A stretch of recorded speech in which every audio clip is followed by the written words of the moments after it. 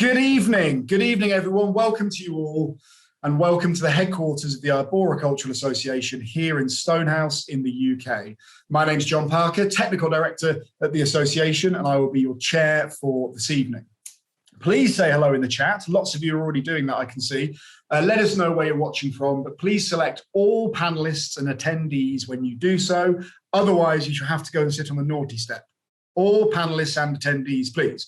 Questions in the Q&A panel, specifying who your question is for. We have got a real treat for you this evening in the shape of Steffen Rust and Stefania Gasperini, two wonderful speakers who we're very excited about welcoming to the webinar stage.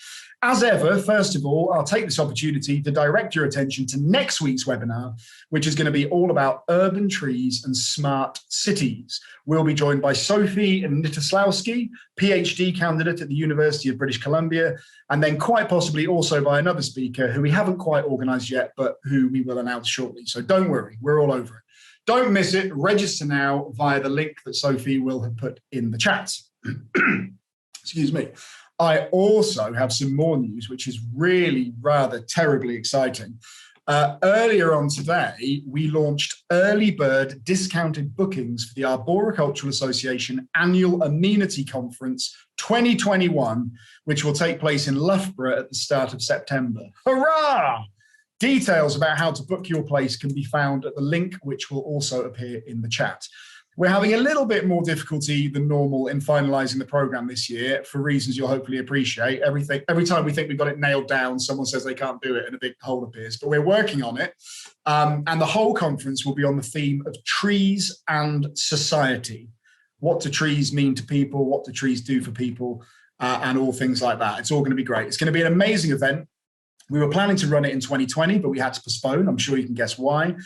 I should say that the emphasis on this event is going to be very much on the in-person aspect. You'll hopefully have noticed by now that we fully appreciate and enjoy and understand online events. That's why we're all here. But we're also keen to make a bit of a statement this year by offering you the main conference in the tree calendar in the flesh. There'll be loads of presentations from amazing speakers, but also field trips, tree walks, social events, workshops, maybe even some art and a pub quiz, perhaps.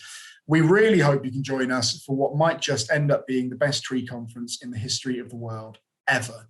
And special mention, as ever, goes to Sophie, who, as well as organising all of these webinars, is also in charge of conference and has put in all of the hard work, which means that you can book right now. So go and do it. It would be rude not to. We hope to see you there. Right, let's boogie. First of all, I am delighted to welcome our first speaker, Steffen Rust, to the stage. Steffen, over to you. Okay, so yeah, thank you very much, John. I think I should be starting with apologizing for a rather technical talk after this brilliant introduction. So thanks again, John. I'm going to talk today about tree tomography, which is something I've been working on since 1993. And I'm still very excited about new findings we make all the time. So it has been a long time for me with tomography, but still I'm working on it. And I started actually in 1993 with computed tomography using beta radiation, but for obvious reasons, you can guess, soon I started to look for alternatives without radioactive radiation. And the result was tomography based on travel time of stress waves. Some years later, I joined my colleagues at the University of Applied Science and Arts, where I'm still working now, who had started working on electrical resistivity tomography in the late 90s. There, we still do a lot of research on root detection, especially using ground-penetrating radar. And so it was just natural to apply it to tree stems as well, to try to look into trees with radar waves. But for practical tree risk assessment, sonic and electrical resistivity tomography are still, I think, at least the most relevant, as they show us pattern of moisture and iron content in the case of ERT, and the absence of anything that blocks stress waves for SOT. Here it is important to stress that SOT does not show decay, but rather absence of cracks, decay, cavities, and include bark and other things that block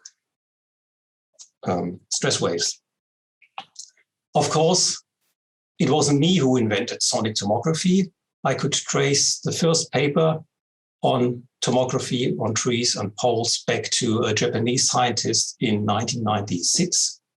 And in 1998, colleagues from Torino in Italy published work on a wide range of technologies, also including tomography. And scientists of MIT in the United States filed a patent in 1999 already, including 3D tomography, as you can see in this small sketch here.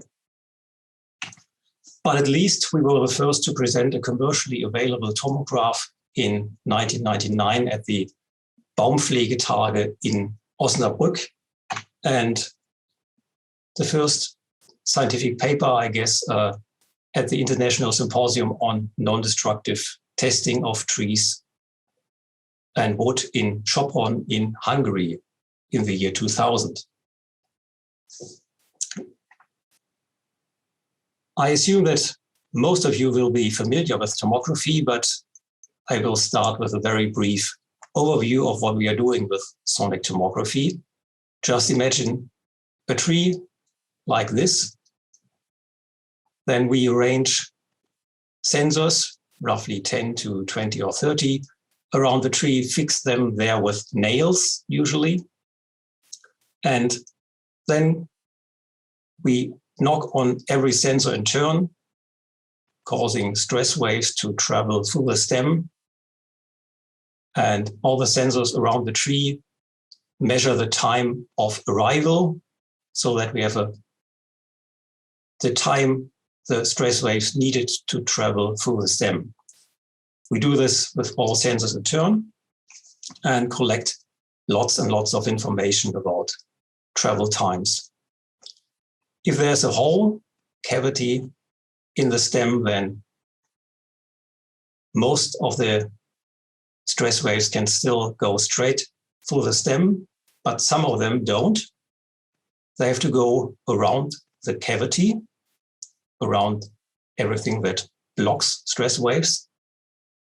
And because their path is longer, we will have a lower apparent stress wave velocity. This is very important because we get information about, or we try to find information of parts of the tree where stress waves never went through. So they go around the cavity, but not through the cavity, and we calculate just apparent stress wave velocities. And so areas around the cavity where all crossing stress waves are fast are assigned high stress wave velocities, and areas which have only low stress waves passing through are assigned low velocities. This is why you can imagine that not only decay and cavities cause low stress wave velocities, but also star cracks like this, or even ring shake like this. And by only using sonic tomography, it's impossible in many cases to decide which is actually the cause for the blockage of stress waves. Okay, today I want to bring your attention to an aspect which severely influences the quality of sonic tomograms, which is the accuracy that depends on the accuracy of the results depends on the accuracy of the sensor positions. Most obviously, the velocity is calculated as distance divided by travel time. So that's easy to see why this depends on sensor distances, but also are things like location and area of defects severely determined by the position of sensors and also the evaluation of the mechanical impact depends on the sensor position.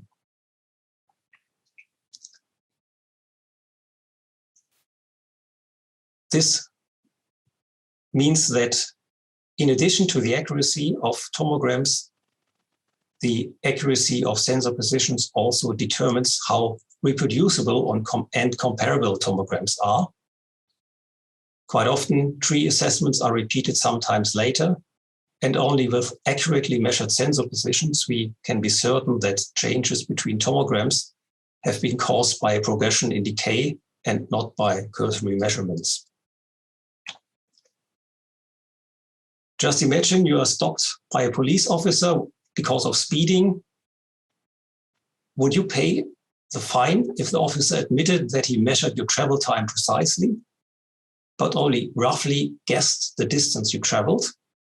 Say he would measure, it took, say, 2 seconds for something between 100 or 500 meters. I guess you wouldn't pay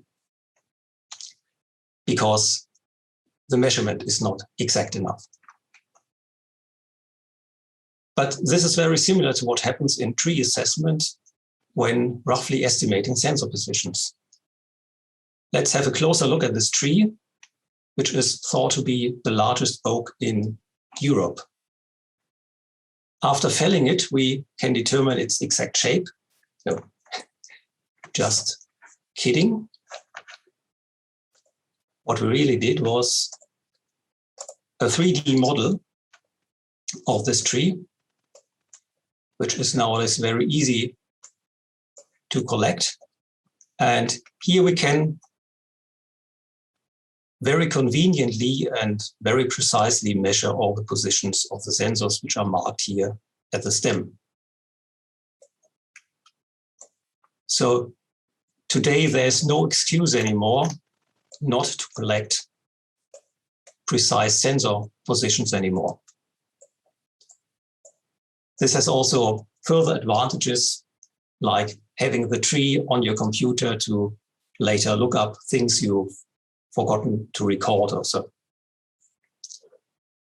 If you want to see how I did this, there's a recent paper in the Arboricultural journal. Okay.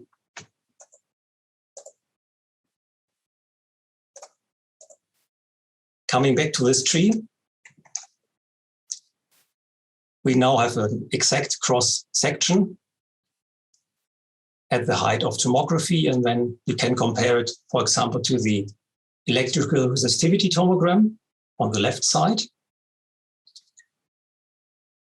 and also to the sonic tomogram on the right side.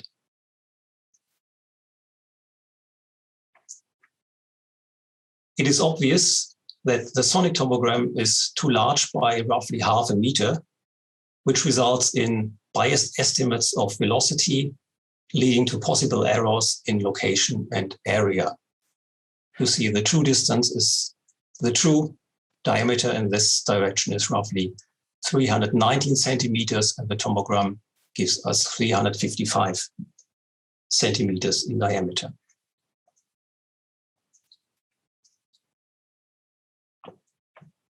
Okay, this error in the estimated area of an defect is demonstrated in the next diagram, where we compared results from a device for which the manufacturer recommends the exact measurement of sensor positions, compared to a result of a device for which the manufacturer recommends a less accurate method to measure sensor positions. In this experiment, the same nails were used by 3 consultants with 2 devices. On the horizontal axis is the defect in the tree cross-section after felling. On the y-axis, the defect as estimated from the tomogram. The dashed line shows the ideal one-to-one relationship. And you can see that there's one device with quite satisfying results, and one device which is kind of not so much related to the true defect. The manufacturer of device A commented on the results of this study as follows. It becomes clear by comparing the tomograms with the real trunk disc shown next to it that the P sensors were precisely measured, but the A sensors were not. That is why the shape of the A tomographs does not match the real trunk shape. This results in incorrect distances between the sensors, so that the calculated virtual sound velocity for the A is not correct, and thus the color scaling is also incorrect. If the measured values are incorrect, even the best scaling is then of no use, because it cannot compensate for measurement errors. Thus, he agreed that the main source of error in the study was the inaccurate sensor positions.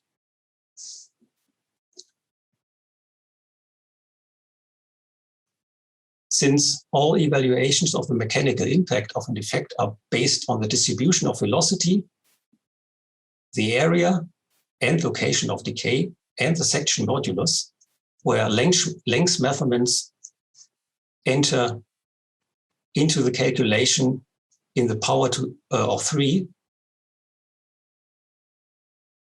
so length is cubed, errors are likely to be even larger for mechanical evaluations.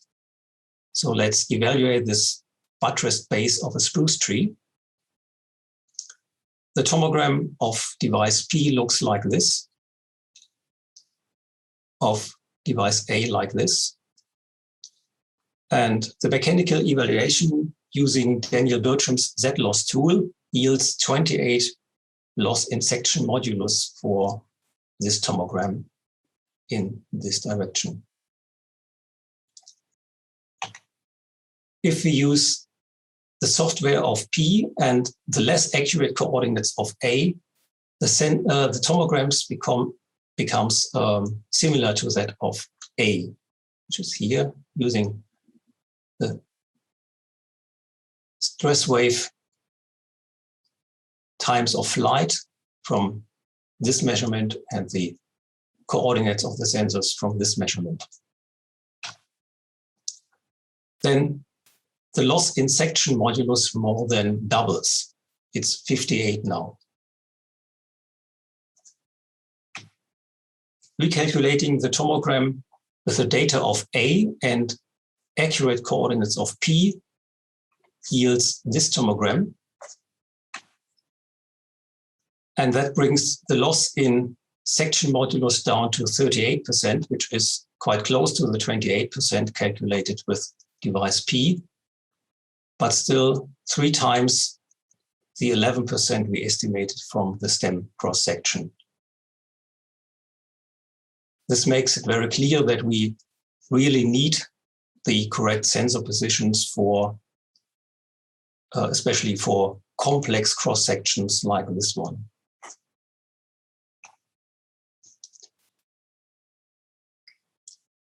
In addition to the accuracy of tomograms, the accuracy of sensor positions also determines how reproducible and comparable tomograms are.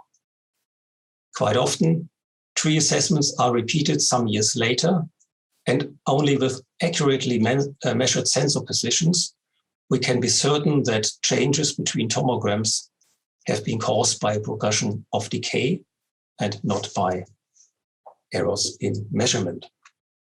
So first I want to start with a small study on electrical resistivity tomography, just to debunk the myth that electrical resistivity tomography was not reproducible, which you can hear sometimes.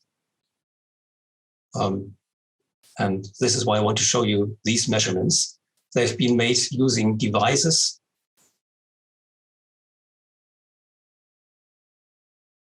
I've started at snow melt and ended last week at 30 degrees Celsius air temperature. And obviously neither the time of year nor the machine used have any significant influence on the results. So all these 4 measurements are very similar. And we did something similar also with sonic tomography in a park with many old oak trees, which will be recognized by Neville Fay. I saw he's in the audience, so he knows this tree. In this park, we repeated the measurement with sonic tomography after 5 years.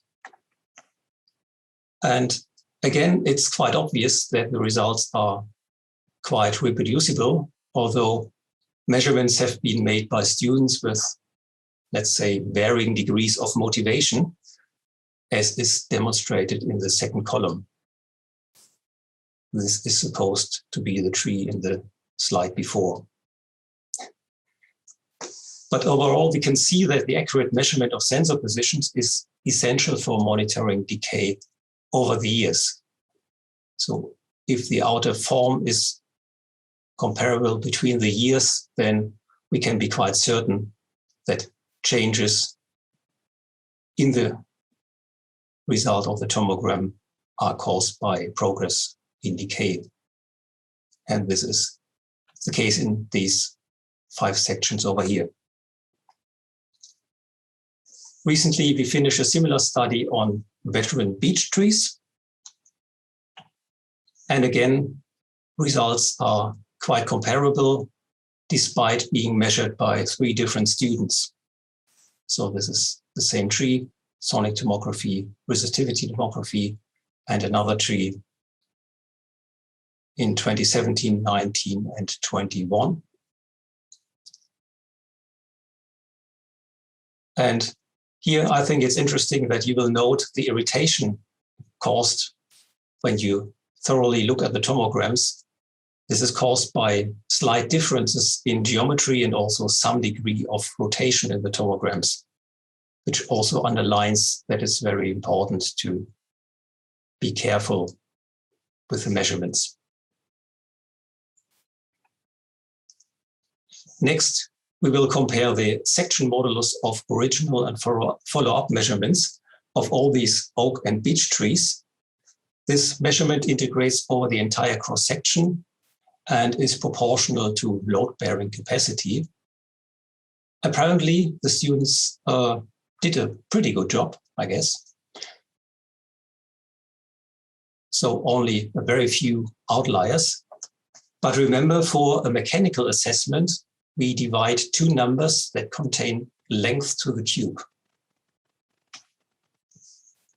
So these are the same trees, but variation is inflated by the calculations involved. So we have a decrease in section modulus at the start and decrease in section modulus in follow-up measurements. And because we have to divide these measurements, the scatter increases. And you will guess which tree this is. It's the one we saw already here. As the head of the first lab I worked in many years ago used to say, garbage in, garbage out.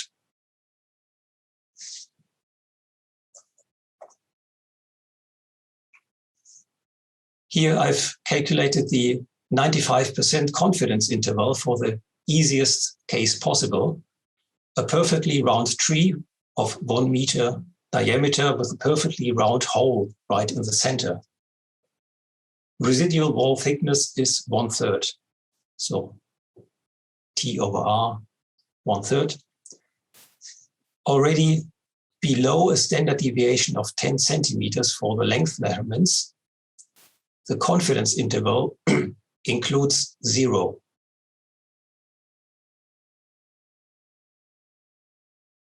So this again underlines how important it is to be really careful in position measurements because error increases very fast.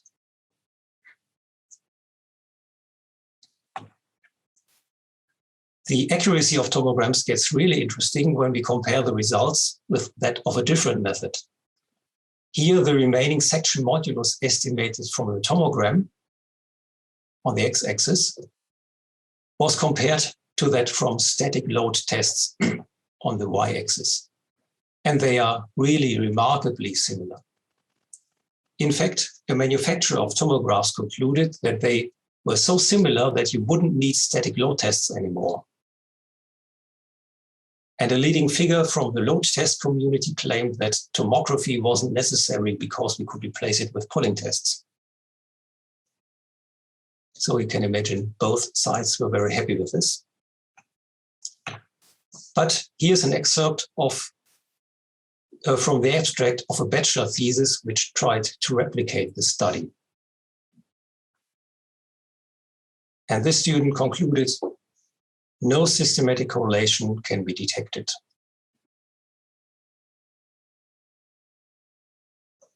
So that's pretty disappointing. So as a scientist, I was very curious which side was correct. And so we tried to replicate this study as well. And here we have a sample of some 60 trees where we did pulling tests and also tomography. And I have to admit, we were as disappointed as I think the student in Bremen was. Although results are roughly comparable, this again is a one-to-one line where most of the points should be located. But they are far from being nearly identical as in the first study. And again, one of the primary causes for this large deviation is the deviation from the real stem form from the models used for the calculations. So for example, for the pulling test calculation, it is assumed that the stem was elliptical, but of course they are not elliptical. So it's not only errors on the side of tomography, but it's also errors on the side of pulling tests. And if you combine both of them, then this large scatter has to result. So for the time being, both methods can and should be used where appropriate.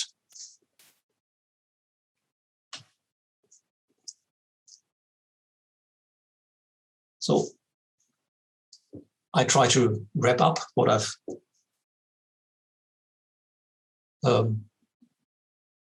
gone through very fast, I guess, in this small talk.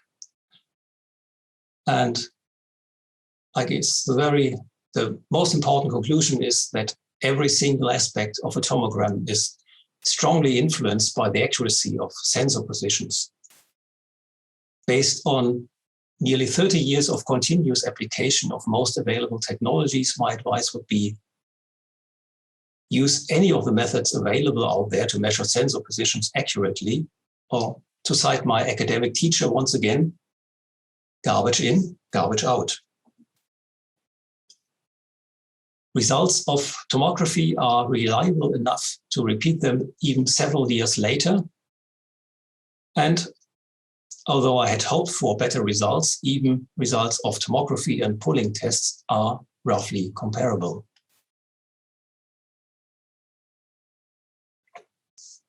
So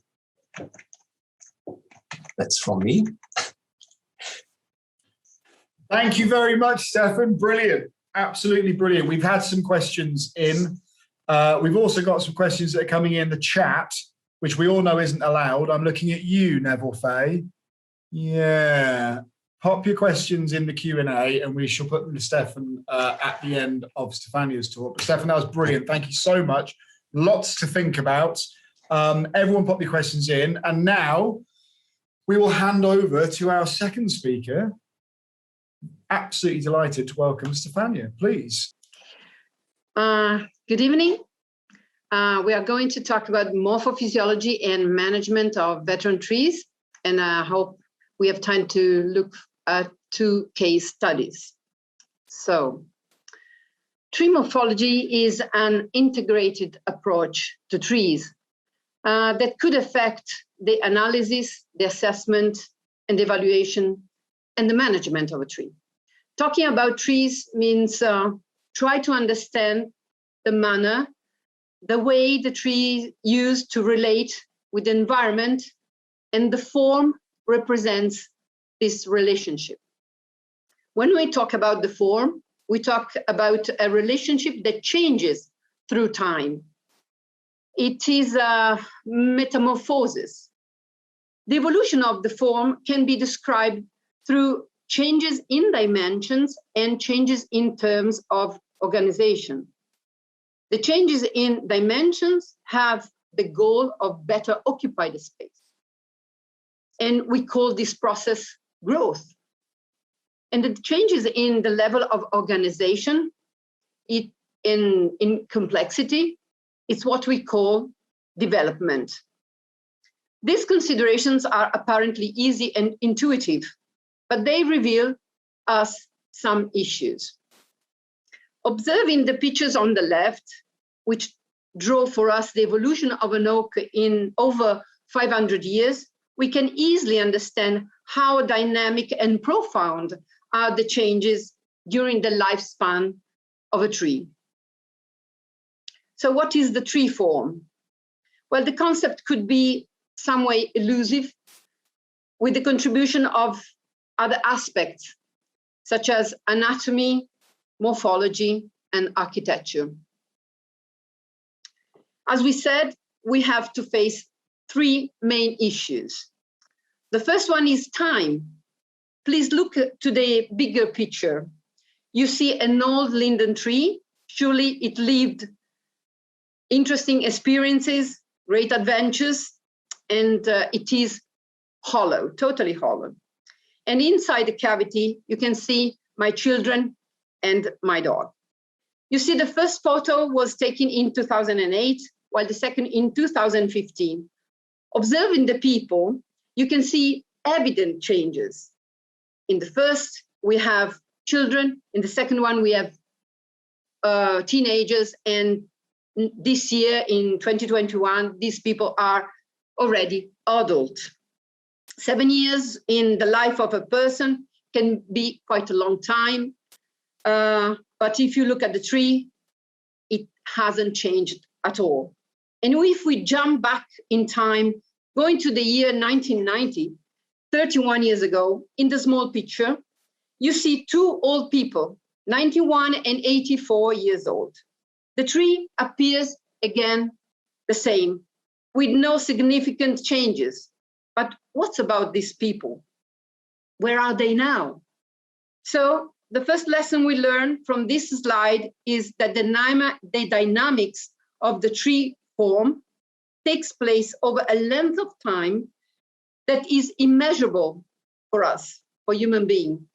So the evolution of the tree form is something that we can rationally understand, we can study theoretically, but it's something that we will never experience directly. The second conceptual issue we have to face is not easier. Here we see a well-known tree. It's the president, and in the back you can see other giant sequoias. Their dimensions are enormous, and we can guess how impressive they are in comparison to the human being present in the pictures, like at the bottom of the tree or climbing up to the tree. But if we delete the people from the pictures, are we still able to say that these trees are so huge? If I ask you the length of this branch here, with no people in the same picture, can you say that this branch is 30 meters long, 3 meters long? You cannot say that. So the second lesson we learn is dimensions are not important for the trees. It's really important is the relationship, the proportion that exists between the different anatomical parts. And the third issue is again quite complex to understand. In effect, the organization, the development is another element that is not linear in the lifespan of a tree. In the center of the main picture, it's again a sequoia. a tree of great anatomical complexity. We have a tree 115 meters high, probably 2,500 years old. On the left, you have a small tree with a simple structure of 5 meters high, but a little bit less than 10,000 years old.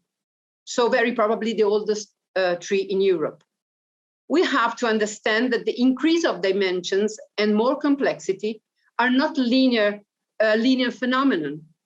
So the form of a tree is a language we need to understand, we need to translate, and we need to interpret it. An older tree is not necessarily a bigger tree. The secret of this interpretation resides in the intimate modular nature of trees. Applying the concept of modularity to trees might at first appear strange, curious. However, there are many aspects of the tree that can be traced back to modularity. First of all, primary growth and secondary growth. The primary growth, in effect, is only the accumulation of single modules called phytomeres, one above the other, and represent the ability of the tree to colonize the environment that surrounds it. The phytomere is a very simple structure consisting of a section of conducting elements in connection with the other phytomeres with leaves and buds at the ends, able to produce other phytomeres, giving to the tree the possibility to continue to occupy the space around. Why this phenomenon isn't evident or is not well known? Because there is another aspect of the growth that trees put in place when, and it's something that we know better, is the secondary growth. As the tree elongates its twigs and branches, thanks to the primary growth, it needs a wider and more efficient conductive system, going from the root to the last leaf of the last module at the top of the crown. This amplification of the system is what we call secondary growth. Every year, the meristematic tissue called cambium produces a new ring of conductive tissues around the phytomere. These rings in the temperate zones of the earth, of course, follow a cyclical annual formation. Year after year, these rings increase, and the tiny dark line here is what remains of the primary growth, buried inside the secondary structure. It is a sort of memory lost in time. So a year corresponds to a ring. And if we look at the section at the bottom left of a 200 years old oak, we conventionally refer to the oldest part of the tree. But talking about a ring, it could be misleading.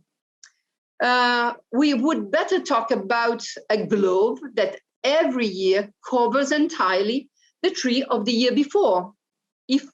If we move up, so at the bottom, we have 200 years old. If we move up, we have less rings, 100 rings, and then less and less, up to the top, where we have one ring. So the tree is 1 year old above over there. So all the previous years represent a sort of tree still present but buried, as seen in this work of art, where the artist has deliberately chosen to carve the wood and reveal the structure of a specific year in the past. During its development, the tree does not only add tissues and organs and parts because of the primary and secondary growth, but also changes and replaces some parts with others, maybe in other positions. It replaces some modules with other modules. The shading of leaves and little branches, it happens every year. And the pictures, all the pictures that are showing here in this slide, the subtractive growth. So it's another growth, is subtractive. So it's sort of mortality. And mortality represents a fundamental element defining the form of the tree.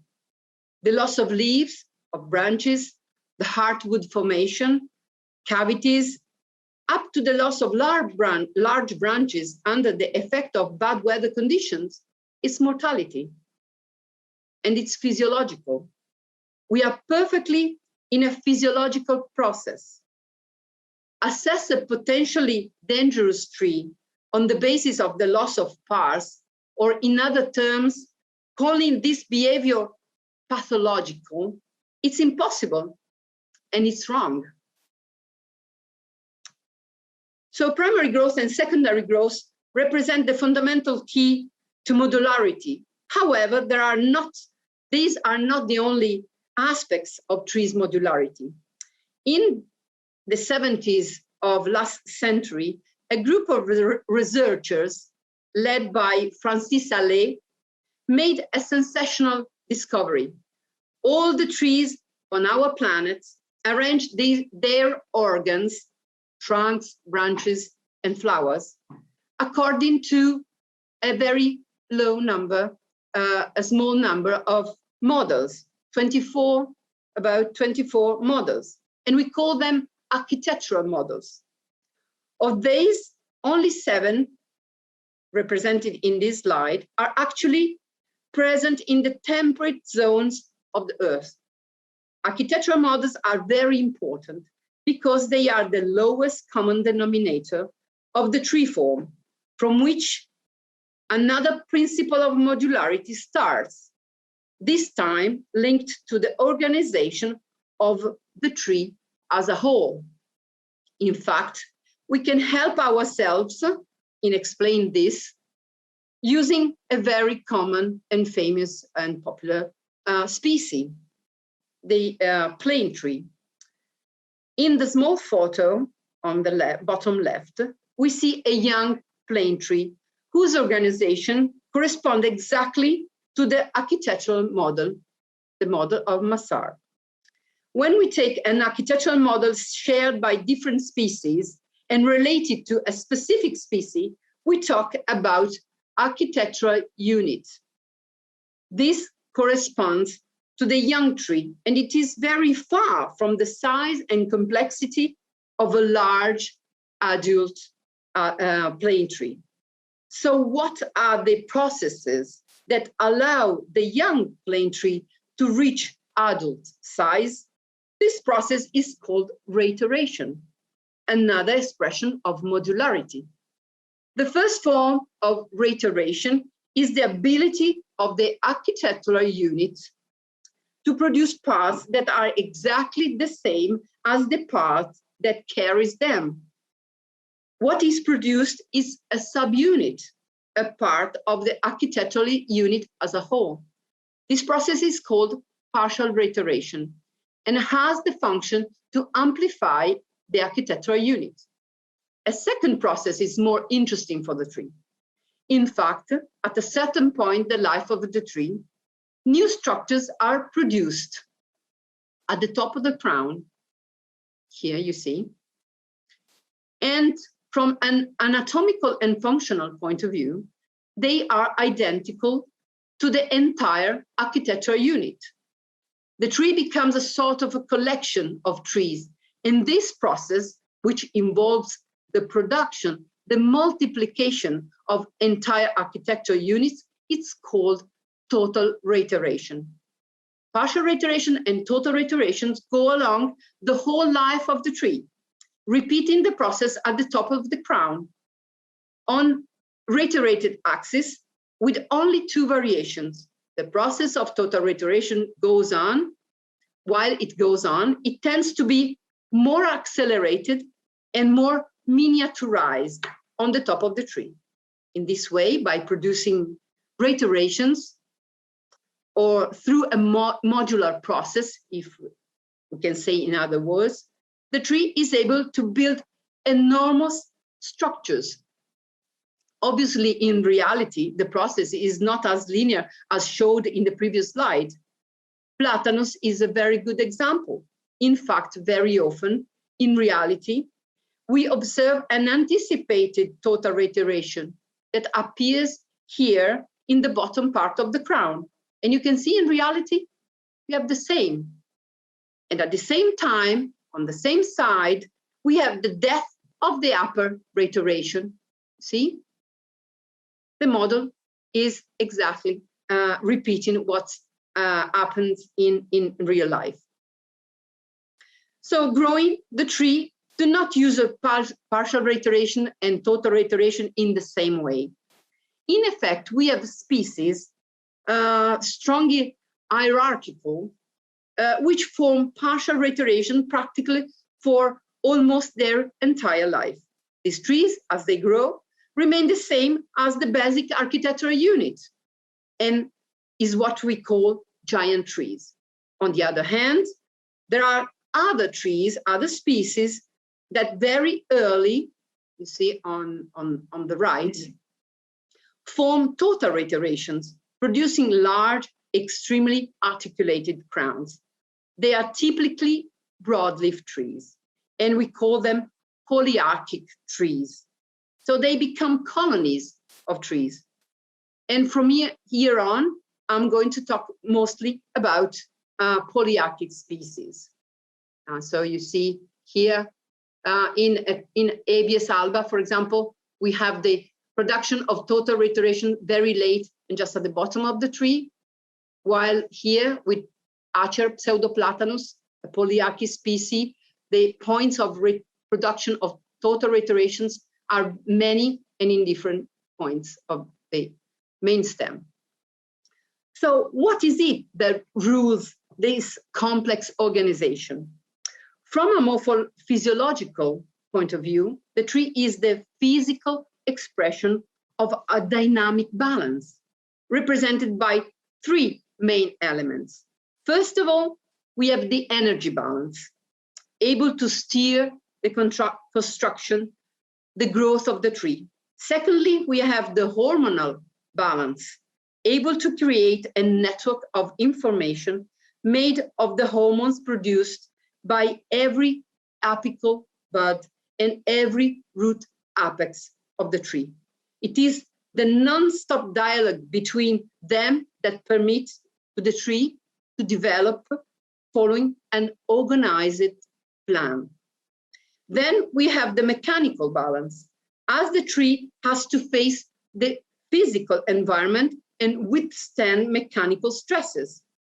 Of course, we do distinguish these three different balances to better understand the whole process. For the tree, it's only one single process, and it's his behavior. And we should know that these three aspects influence the tree differently during the tree life. It is the morphophysiology that allows us to relate the evolution of the tree to a coherent, logical, and consequential steps. Particularly, Pierre Rimbaud studies allow us to divide the life of polyarchic tree in 5 phases that you can see shown here. The tree is first an infant tree in a first phase. Secondly, is a young tree, and then an adult tree, and then a mature tree, and eventually a senescent tree. During every phase, the tree has a morphophysiological goal. In the infancy phase, the tree builds the trunk, growing high, with the development of the main taproot growing deep into the soil, while in the young phase, the tree builds the crown, introducing the reiteration process and developing the superficial root system. During the adult phase, the tree increases the process of total reiteration, and in practice, it reaches the maximum dimension of its life. In the meantime, we observe the Heartwood Formation. During the mature phase, the tree, of a series of complex reasons that we have no time to explain here, starts a programmed self-reduction with progressive loss of the most external parts. So mortality takes its place. And the new production of reiterations go backward to the center of the tree. Superficial roots also begin to self-reduce. In the last phase, every portion of the tree has been renewed, underground and above ground. In the last phase, the tree is totally hollow. If we look to the different tomograms that I put in this slide, starting from here, you can see that there are no cavities. There is no cavity in the first tomogram. While going to an adult and mature phase, we can see here that there is a start of a cavity, a decay, an internal decay. While we move to the mature tree, the central cavity is bigger, and the subfood tissues are less and less. Of course, each phase is characterized by a dynamic balance that we talked already about. And at the end, you can see the cavity is very big, and we can say that the subfood are a sort of shell around the cavity. So in these phases, of course, we have the primacy of hormones, energy, and mechanics in different times. For example, we can say that when the tree is young, hormones have the primacy. The tree must build itself, first the trunk and then the branches. So the dialogue between the different parts of the tree is essential. On the other hand, at the end of the tree life, energy can be an issue. And while the tree is adult or mature, mechanic issues are the most important. So we can say that the worst thing we can do in the first stages of the life of the tree is to top it, because we would deprive it of the hormonal control in generating morphological problems that the tree will carry throughout its life.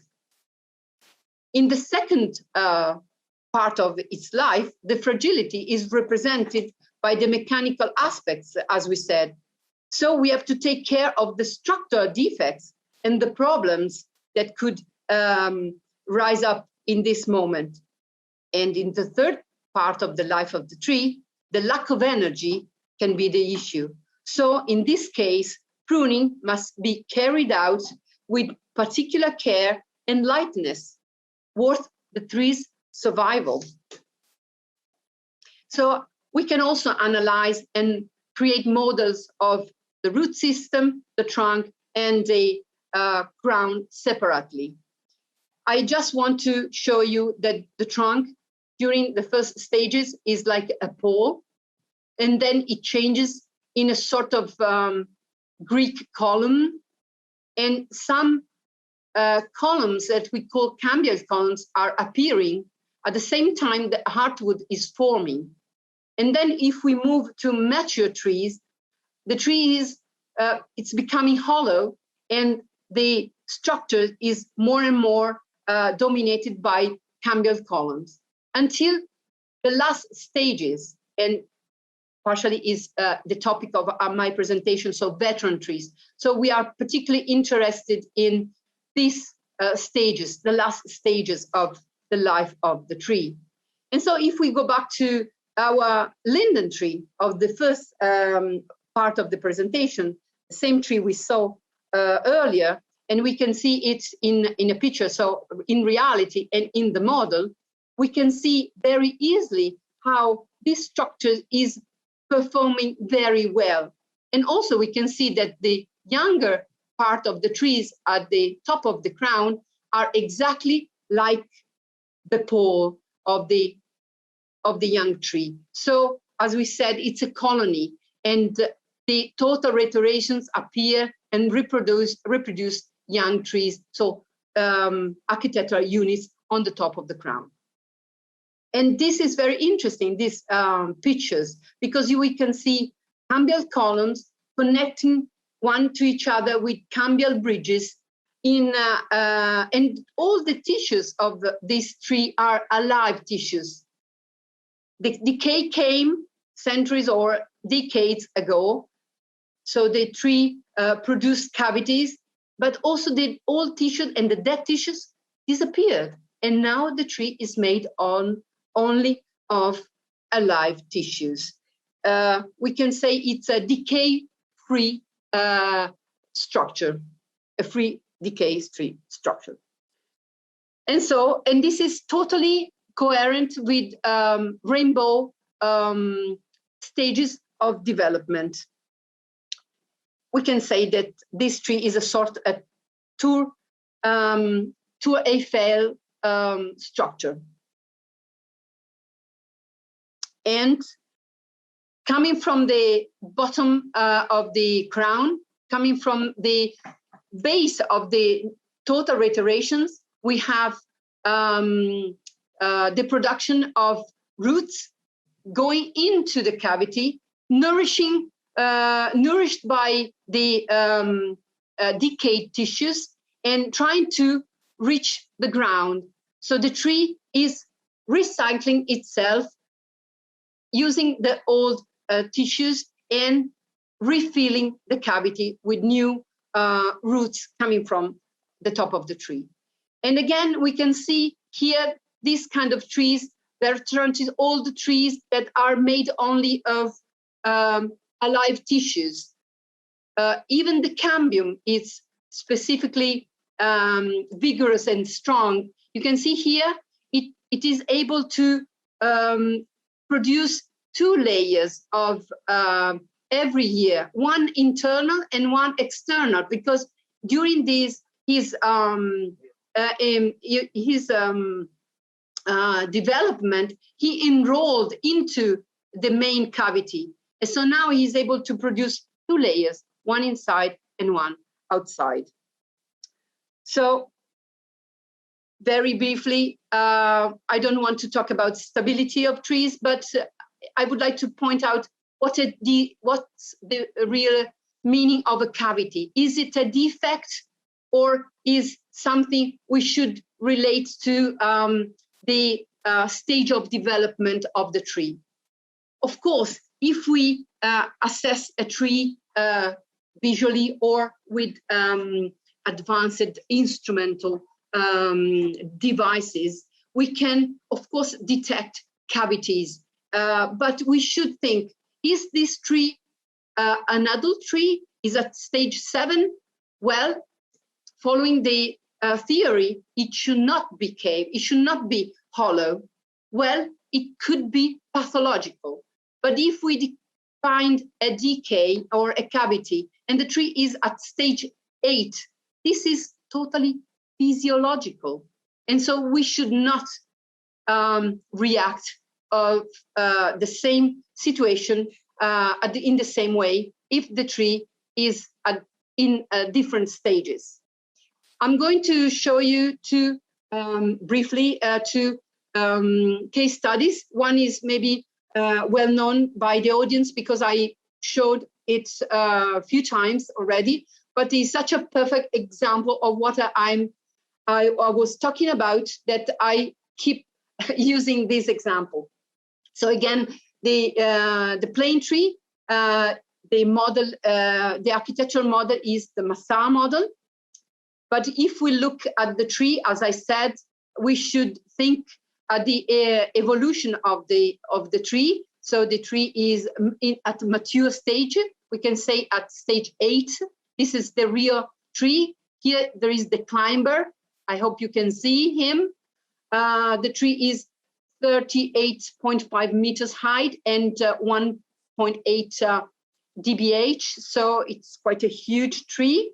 So I expect that to find a cavity, quite huge cavity inside. So, and this is the drawing of the real tree with the epicomic sprites of the tree, with the branches, but partially leaning on a side. And yes, there is the open cavity here. And if you put your head inside, you can see the sky above you. So the tree is totally hollow. And of course, we have no time to talk about the death of the taproot. But of course, I know by the theory that the taproot is gone a long time ago. And for experimental reasons, we used tomography, electronic drills, and pulling tests on the same tree. Here you can see the drawing of these experiments and the plot and what we did. So these are the results. The tree is above the threshold of safety, and these are the figures. Of course, these figures are very much different depending on where the instruments were put on the tree. The interesting thing here that I want to point out is that the lowest breaking stability safety factors are, of course, found where the tree is not building up its buttresses. These are the area of the buttresses. These are the area with sound wood, and while here there is the cavity, but also where we could find the best results and the best numbers for pulling tests, not only for the tomograms. And if we draw the Campbell columns on the tree, on the pictures, we can easily see that the structure is a sort of trellis. It's a sort of Eiffel Tower.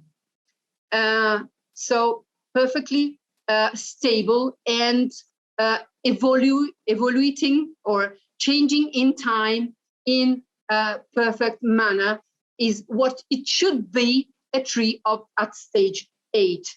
So many years of changes in the future for this tree. On the other side, we have another example that is slightly different. This is an Akberry tree, very beloved by the village, very well known, since you can see traces in all the maps. One day, this branch partially broke and was falling down. Immediately, they called experts. They called us and other arborists, and we found out the branch was falling down because this tree, in this point, could not be built up cambial bridges. It had a lot of cambial columns, but not enough cambial bridges. You see here the model, and this is because the tree was stopped a long time ago, and the evolution of the tree had a traumatic change. He tried to do his best to build up a trolley structure anyway, but not in this part of the tree. So climbers and arborists put on, you can see here, temporary cabling system, and to give us the time to think what to do. And we also use tomography to detect the internal part. And you can see the tomograms of the 3 different levels of the tree. The open cavity, where the recent break was, it's partially on, it's not in the picture, but you can see in the tomogram because it's on the other side of the picture of the real tree. So I'm going to finish, and we decide to do a project for cabling. But of course, the cost was quite high, and so we said that to the mayor and said that to our client, the municipality. And the municipality decided to do a very nice thing. They decide to have a public meeting with the population, with the citizen, and say, well, we have not a lot of money this year. We can choose. Can we can put this money for the new sidewalks to repair the sidewalks, or we can put the same money, the same amount of money on the tree and set up the cabling system. The citizen decided to go for the tree, and you see on the bottom pictures the climbers on that tree here and here, putting in place the cabling system. So I want to finish just reading this phrase. That is what I think. The duty of the arborist through morphophysiology is to accompany, to stay by side of the tree during its evolution, understand its peculiarities, and adapt the mitigation interventions of assessment and of management to the different phases of its life. Thank you. Thank you, Stefania. Stefan, you can feel free to come back now. I have to say, I've seen, Stefania, I've seen you give a sort of similar talk to that before, and it just never gets boring. I could just watch it over and over again. It's brilliant. Thank you so much. Sorry. No. I mean, they haven't. They don't know anything out there. I mean, it's just every time I see you speaking about these things, I'm just always captivated in it. It's brilliant. Thank you so much. You're wonderful. Okay. Hang on a minute. Let me see if I move my little camera bit over there and then I move my questions over there. Look, I'm learning. See, after 46 webinars, I'm working out how this works. Okay, let's do some questions. Keep them coming in, folks. Keep them coming in. I've got to get rid of that, otherwise it's going to distract me. Right.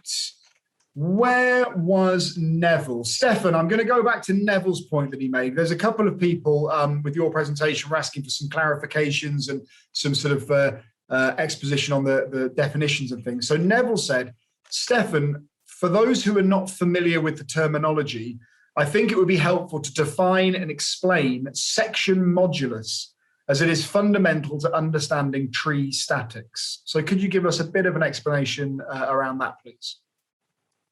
Okay, so it's a measure of load-bearing capacity, and it describes the distribution of the material in the cross-section.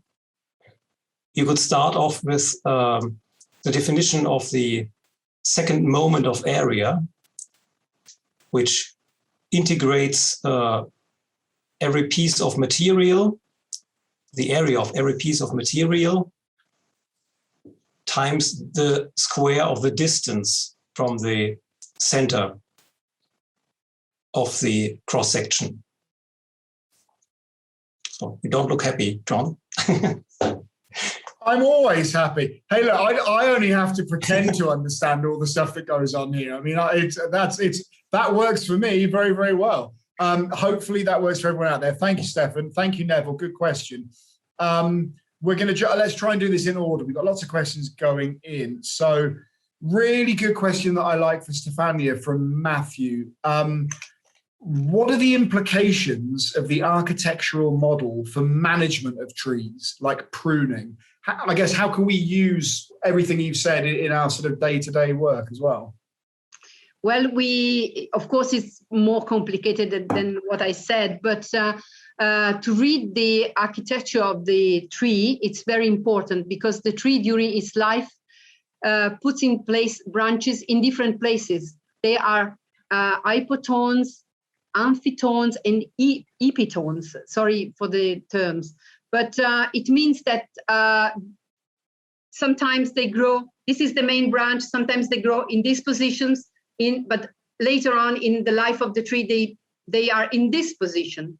And to know that, it means to properly prune the tree, because you have to prune at the forks, but you have also to choose the right forks. So this is important for arborists, and this is important for the consultant. If the consultant wants to write down a plan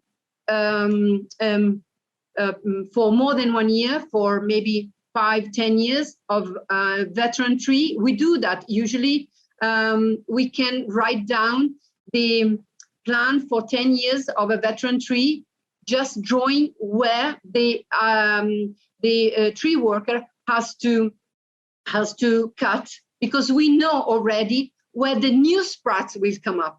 So we are able to draw the tree of the future, and again say where they can be pruned. If we respect the three balances, the balance of the hormones, the balance of the energy, and the balance of the mechanics, we will respect the tree and disturb it very little. Thanks, Stefania. Gavin's just made a point in the chat so I'll come straight back to you, Stefania, if that's okay. Gavin's talked about formative pruning in the nursery. And so to what extent does formative pruning in the nursery lead you to not being able to correctly read the form of the tree and then make those accurate judgments on its future form and its future management? Is there a chance that it can be, changed at that nursery stage? Yeah, the formative pruning, it's very, very important. And to recognize very early the defects of the structure of the tree is it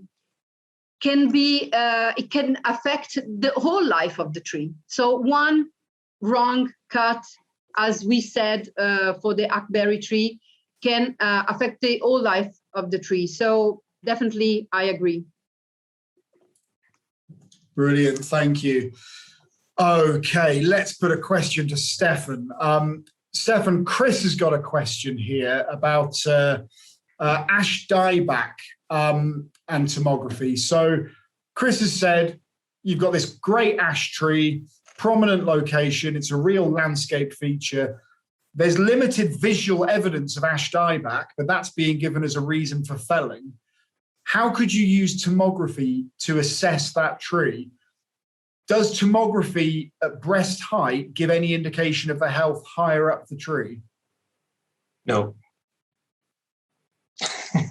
So actually, I would advise if you are concerned about the safety of this tree, I would rather advise pulling tests, because to our experience, quite often there is a problem with honey fungus.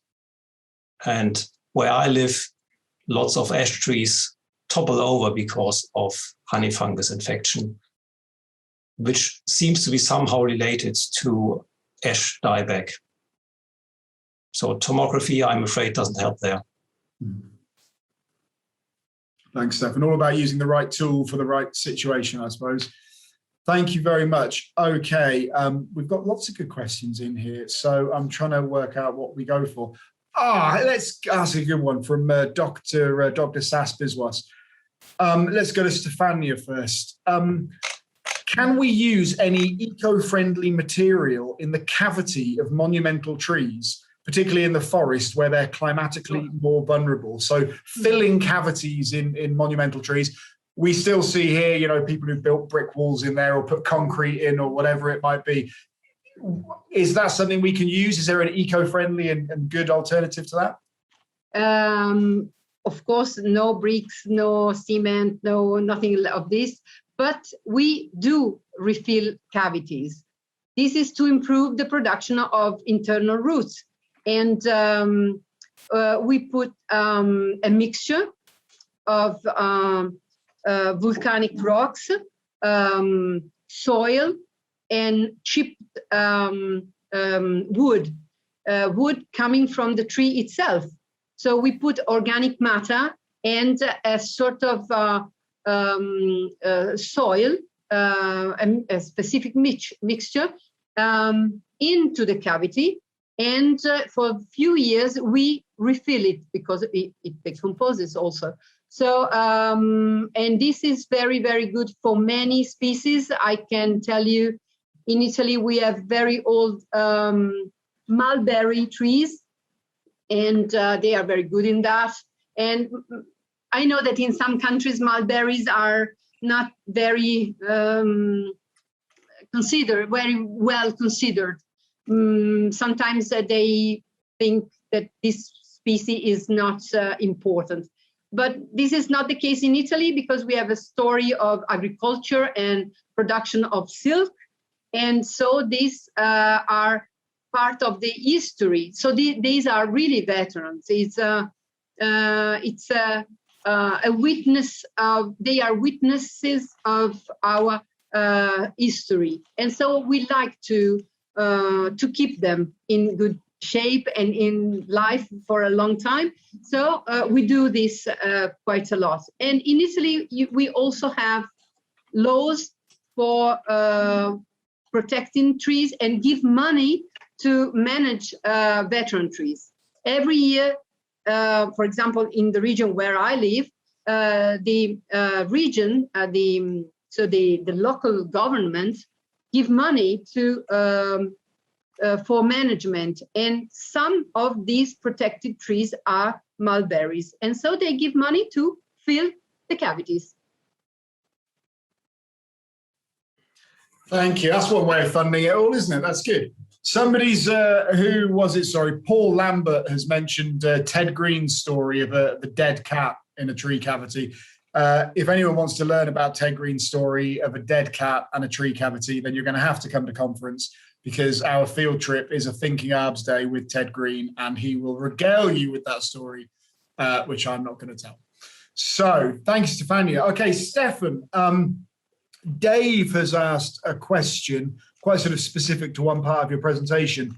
Dave said, in Steffen's presentation, how did the pull test predict the loss of strength? Was there an earlier test before the rot formed, or was an ideal strength calculated for a solid tree? Yes, the second assumption is true. So it compares, actually it compares the measured stiffness to an ideal stiffness if the trunk was still intact. And I guess this also answers Paul's question. Of course, this is just a side product of the real pulling test, but this was not our idea. But this was first published by Lesnino and Vesoli. And so we followed up on their protocol. And does that does the ideal strength there for a solid tree, is that a sort of generic thing based on DBH, or is there any species specific considerations in there? Yes, you also need the modulus of elasticity for this, and you take this from the Stuttgart tables, which of course is another source of variation. So it's not only an error of the side of tomography, but also there are lots of assumptions in the calculations in the pulling test as well. Brilliant, thank you. Okay, Stefania, hang on a minute, where are we? What did I like? What did I like? And it's gone. There it is. Question from Ian for Stefania. Does tree morphology and the process of negative growth give any explanation for the mechanisms behind summer branch drop?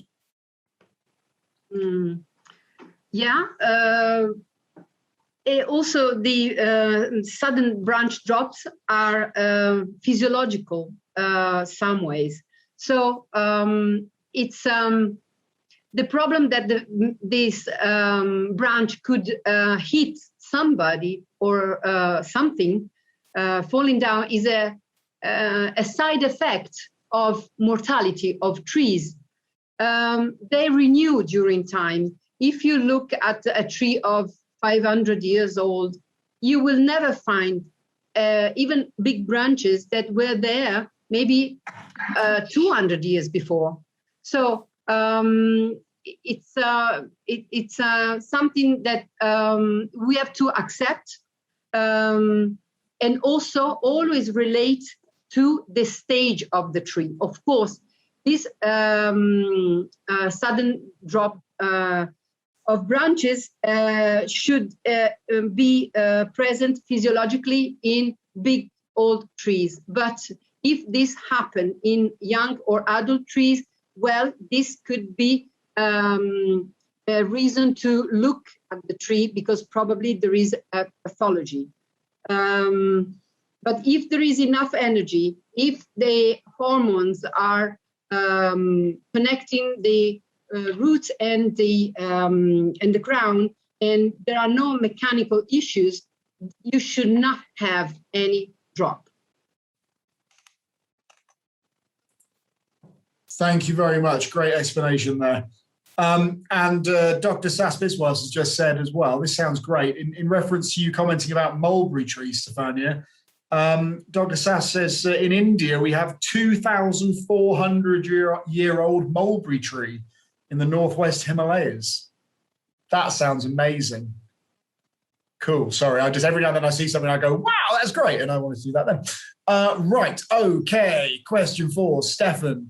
Steffen, question from Nicholas about the sensor nails that you tap into the tree that you described in your presentation.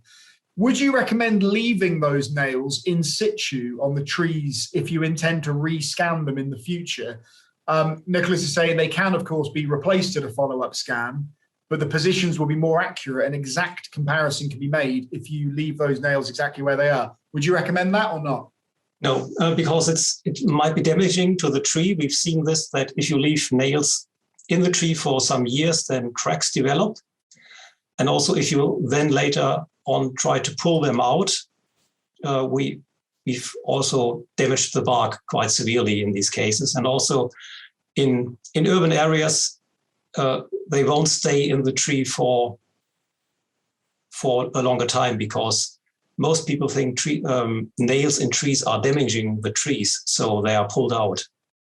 And in experiments where we try to leave the nails in, passers-by have just pulled them out for us. So I would recommend to mark the positions of the sensors with a long-lasting, not very colorful color. Yeah, lots of residents pulling them out to be helpful to stop damage to the tree. And Jackie's made the point as well that if you left them there long enough, maybe they start getting eaten by the tree and sort of absorbed by the bark, and then the readings will be over the place anyway, I guess, won't they? Yep. Thank you very much. Now, what did I want to ask next? A question for Stefania from Moray. Hi, Moray. Moray says the term growing down is used frequently for veteran and ancient tree growth. Moray's asking how hormones affect that process. Sorry for my English. Growing down is a sort of self-reduction. Yeah, well, Moray, please correct me if I'm wrong, but I think what Moray's referring to is the sort of, the self-reduction and retrenchment of the level of the canopy getting lower, and that sort of deadwood at the top. I'm assuming that's what Moray means, but please correct me if I'm wrong. Yeah, the connection between roots and canopy or crown is not so easy because of the cavity, because of the vascular system. It's reduced as a quantity, and sometimes is quite far away because the diameter is quite big. So the tree helps itself keep these two parts closer, so the crown and the root system. Also because a lot of the root system itself was decayed, so the efficiency of the system itself is not that much. So as we said again, hormones, mechanics, and energy for the tree is one. It's me that I want to describe them separately. But so the veteran tree, the old tree, the senescent tree must be small because it's renewing itself, because there are a lot of issues and a lot of fragile weaknesses, and in order to rebuild itself totally, because we can think also that a tree not necessarily finishes its life at the 10th stage, because I'm sure that I know trees that they rebuild totally themselves and started again from the stage 3, 4, 5 again. So, but it takes time, and the senescent phase is characterized by the lack of energy, and lack of energy connected the lack of hormones and mechanical issues. But so I hope I answered to the question, and I can say that this is a little bit different in French theories, because we have to say that Pierre Rimbaud was French, a French researcher, and nowadays we have other researchers like Drenoux, and they do not agree totally about that. For Drenoux, the 10th stage is the last one. It can last centuries, but at the end, the tree will die. While Pierre Rimbaud was a little bit different on that. I hope I answered. Yeah, no, very well. Thank you. Very well indeed. Right, Steffen, I've got a question. You've answered it by typing, but I can still get it. So I'm going to ask you the question that you've just answered. We'll just pretend you didn't do it. Let's just pretend. They can edit out this bit. It's fine. No one will know. So a question from Gary, Steffen. Does tomography have difficulty in assessing trees with multiple fused stems? Gary says, I understand that cracks can alter the scan. Is it the same for these trees? Yes, anything that blocks stress waves traveling through the stem will cause problems, and this will be an issue, yes. Thank you. Okay, we've got some more questions. We almost ran out of questions, and now you're all coming in. That's great. Good question from Gavin. You put it in the chat, not the Q&A, but I'm going to allow it because I like it. For Stefania, Gavin says, how much of this architectural design is influenced by the environment around, like the prevailing wind? Well, the model is not affected by the environment. So as I showed for the London plane tree in Milan, when you want to analyze a tree with morphophysiology and morphophysiological analysis, you start from the model, you start from the architectural model of the species, and then you go to the 10 stages of Pierre Rimbaud that are, again, models, is not the real tree. And then you get to your own tree, the one you are observing, and you have to understand that what you are looking at is the modification, is the adaptation of the tree to prevailing winds, for example. But as I said before, if you, at your stage, the tree is forming new branches on an older one of the year before, in this position, the tree always will do that. It will never produce a new twig in this position. Because of this stage, he will do that. But maybe the angle, the leaning would be different because of the prevailing wind. So you have to look at every branch in each position. And you for sure, you will recognize the model into your tree, into your real tree, even though it's modified by prevailing winds. Perfect, thank you. Okay, Steffen, we've got two questions here which are quite similar, excuse me, but I think they're good ones. So I'm gonna ask them both. First of all, I'll ask Anthony's question, which is, are there any other technologies on the horizon for more accurate internal investigations? Anthony's hoping for a whole tree inside an MRI scanner. So that's Anthony's idea, thank you. And then a similar question, I think, from Will, asking, where do you think the future of tomography lies? How far away are we from highly accurate cavity surveys? So Steffen, tell us what the future is. So MRI is actually done already, and the results are really very exciting, but so far you need a truck full of equipment, and the maximum size of the tree is, say, 10 centimeters in diameter. Or you have to fell the tree and bring it into your next hospital where you can do the same. And of course, there are several technologies which we could use. For example, we've discussed an X-ray scanner for trees some years ago. But the main problem is the cost and how much money people are willing to pay. So, for example, a 3D X-ray scanner for trees, a mobile one would cost something like 250,000 euros.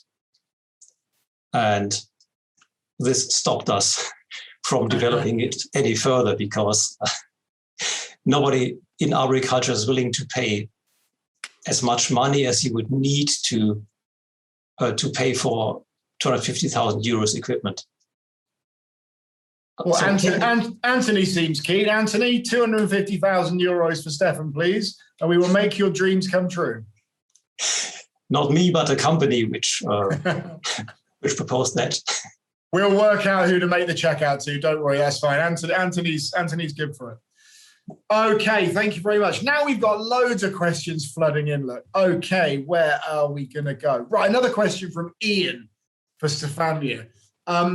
Traditional management of pollards in locations including Spain suggests that using traditional tools such as axes achieves a better tree response than clean cuts by a chainsaw. So more traditional tools being better for the tree than clean cuts from a chainsaw. Is there a morphological explanation for this difference in response? I would say that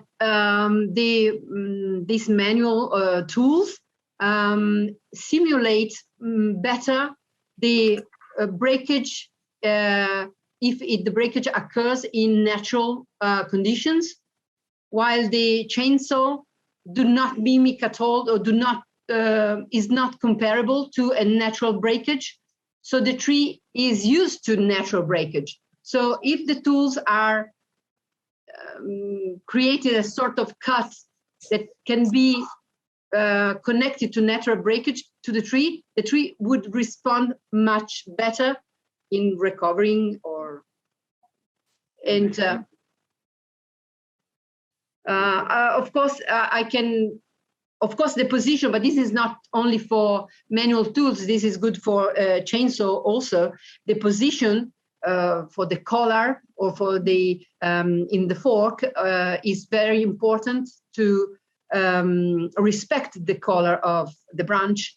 And also, I would say the expertise of the arborist, because the skill is very important. And nowadays, there are not a lot of arborists that are able to use old tools, manual tools. And this is very important as well, how to use it. Thanks, Stefania. Good point. Okay, what have we got? We've gone from no questions to loads of them. Where have you been for the last hour and a half? You're sitting there thinking, I've got a really good question. I don't know if I'm going to... Just tell it. Just ask the question. Right, Steffen, let's do this one from Aaron. No, not from Aaron. We'll do Aaron in a minute. This one's from Bob, I wanted to ask you. Bob's asked, does the moisture content of the tree during different seasons affect the tomograph results? In other words, when doing a repeat test years later, does it have to be at the same time of year? No, because the mechanical properties of wood change dramatically below fiber saturation point, but above the fiber saturation point, there's almost no change in mechanical properties. So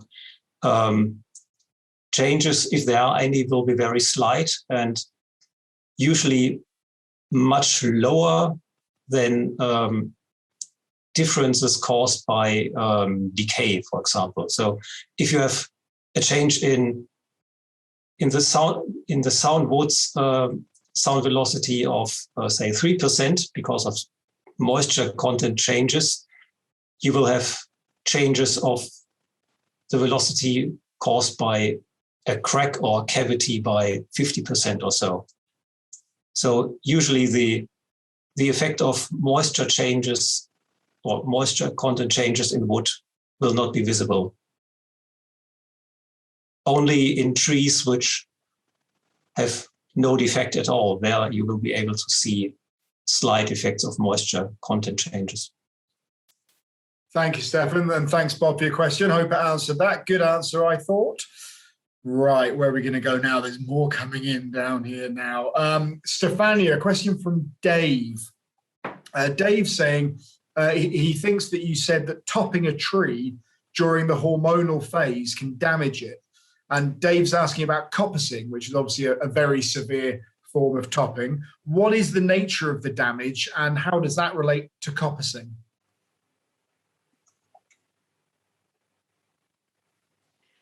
Coppicing, if I understood well, is silvicultural action for production of wood. Is that right? Yeah, silvicultural and woodland management commonly here in the UK, but yeah. Well, I would say that topping, it's the top part of the trunk. So you keep the trunk, if I understand well the term, coppicing. So in one case, you have the trunk and then you cut, this is topping, and while coppicing is cut at the base of the trunk.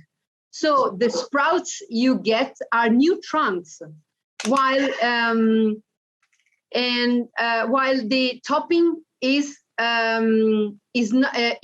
again production of new trunks, but on a position that is a weak position forever for the tree, while the trunks sprouting from the base, from the ground, are strictly and directly connected to the root system. So they are, again, new trunks, but more natural compared to the topped tree that when you cut at the base of the crown. Thank you. Makes perfect sense. Thank you very much. Okay, Steffen, I think we'll do this question, then we'll go on to our very last question, I reckon. And Steffen, this is Aaron's question that I almost asked by mistake earlier on, but we'll ask it now. Aaron's asking if there's a way of doing a more precise scan of a tree using the similar machine that does root radar. And Hinsent has also asked if there's any root scanning technology available for trees growing in urban areas. Now, I'm sure Steffen will know more about this than I do, but yes, there is root scanning equipment available that you can do that with. And Aaron's asking, can you use that to do a scan of the whole tree? Okay, so first answer, yes, there are several devices available for root scanning, say ground penetrating radar, and also we have electrical resistivity tomography. The problem is that it's almost unpredictable whether you can use it successfully in complex urban areas. So people who try to offer this for money have difficulties to earn them living from it, because you can never say with certainty that you will be able in this exact spot to detect roots successfully. So that's a big problem. If it works, it's very exciting, but quite often it doesn't work. And that's disappointing. And we used ground penetrating radar also for tree trunks, but it's very, very complex. And I've seen one group applying it successfully in, I think, St. Petersburg in Russia, but they had to do a lot of complex calculations to transform their measurement at the tree into something similar to a tomogram. So I think this is still some years off, some years away. And again, probably also a problem of money you're willing to spend for the equipment, because it's much more expensive than tomographs. Thank you very much, Steffen. Now, I said that was going to be... Oh, sorry, Stefania. May I ask a question to Steffen? Well, that's just not how this works, Stefania, but okay, why not? Yes, of course you can. Sorry. Talking about radar for root system, of course, it's unpredictable in urban area. But if we think that we are in good conditions and we can detect the root system. How can we relate what we see to the stability of the tree? Because this is always my question in radar. Okay, if there are pavements, maybe I do not detect anything, and that's okay. But if in a park, I'm able to detect perfectly the root system, how can I say if the tree is stable or not? I doubt. Yes, and you're correct. So I've shown you this large oak tree in my talk, and there we did ground penetrating radar very thoroughly. And of course, it doesn't tell us anything about the stability of the tree, but it was really exciting because we could see much of the history of this tree, which is hidden below ground in our radargrams. So we could see old pathways, old roads, pipes that had been put into the ground some years ago. We could see that colleagues, scientists had used a crane to collect samples of the top of the crown of the tree, causing compaction. So GPR told us a lot about the history and also about management options, because we had thought about expanding the rooting area of this tree. But then we saw that there, exactly where we wanted to expand the rooting area, there was no space for roots because of former roads which had been forgotten.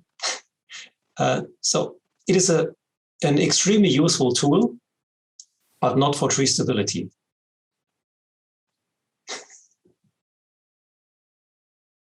I hope that answered your question, Stefania. Very good. Yeah. And it's very interesting to know the history of the root system. Sometimes we cut down, had to remove trees, and we could see two different levels of root system because they were buried. And this is very, very interesting.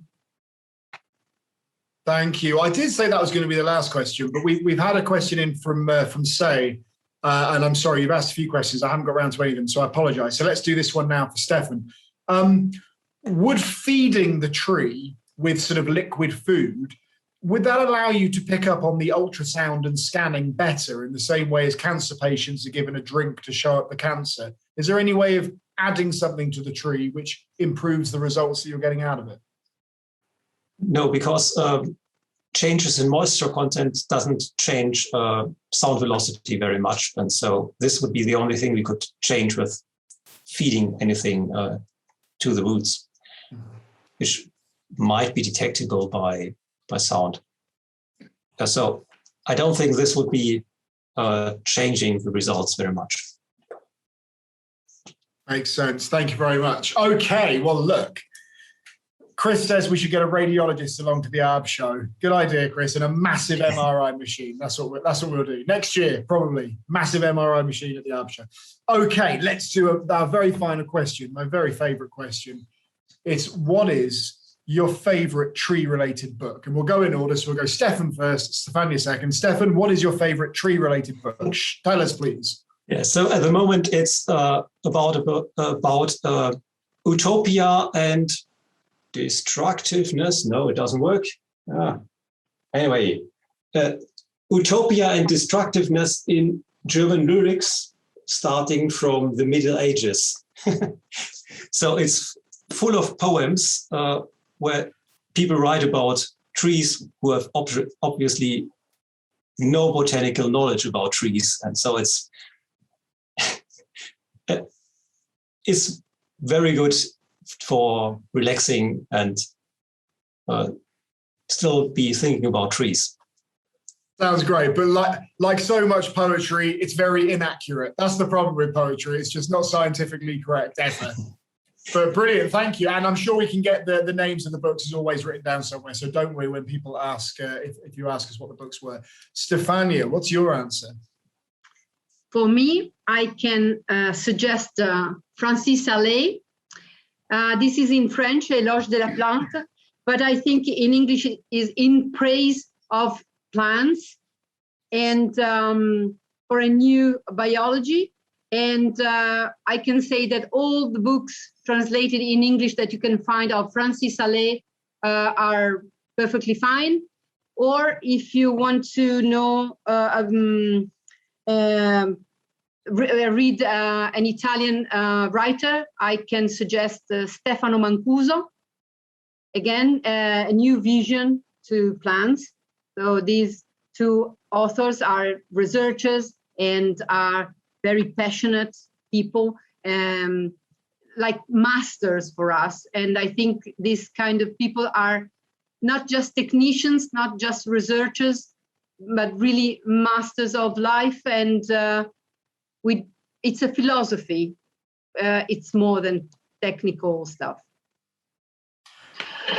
Great choices. And no one cares what I think, but I'll say it anyway. Francis Allais is an absolute legend. He's just a hero. He is a philosopher, ecologist, arboriculturalist, artist.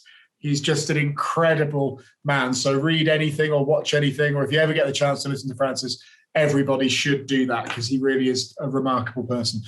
Okay, well, that is it. We're done. Thank you so much, Steffen. Thank you so much, Stefania. That was absolutely brilliant. I hope you enjoyed it as much as I did. I thought that was great. And thank you to all of our audience. We had more than 300 people on there. I think about 320 odd people at one point. So you're all brilliant. And thank you for joining us. Please join us again next week. Please consider getting yourself along to our conference in September. We'd love to see you there. It's an opportunity to get together in person. This is wonderful, but look, we can't. What can we do this? We need to get together and have a drink and talk about trees. So hopefully we'll see you there. See you next week. Thank you both. Thank you, Sophie, the whole AA team. Thank you, everybody. And we will see you next week. Thank you all. Thank you. Thank you. Thank you. Good night.